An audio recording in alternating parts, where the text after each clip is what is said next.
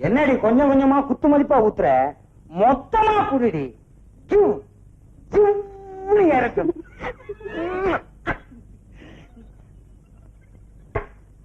கண்ணே கம். கண்ணே, உன் கண்ணு 10 பைசா பண்ணு, உன் மூக்கு ஐயர் கடை கேக்கு, உன் வாய் கூவம் கால்வாய். அவ்வளவு நாறுதா? அவ்வளவு அகலம். உன் காது கேட்காது. கேட்காது.